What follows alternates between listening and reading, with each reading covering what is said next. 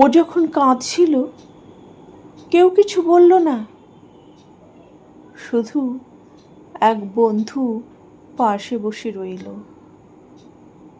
না জিজ্ঞেস করলো কিছু, না সান্ত্বনা দিল, ও শুধু পাশে ছিল নিঃশব্দে। আমরা ভাবি উপদেশ দিলেই পাশে থাকা হয়, আসলে কেউ পাশে বসে থাকাটাই অনেক সময় সাহস হয়ে দাঁড়ায়।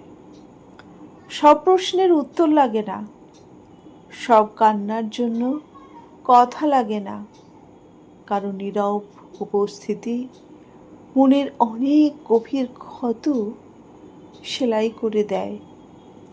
পাশে থাকা মানে কথা বলা নয়, পাশে থাকা মানে তুই একা না, আমি আছি।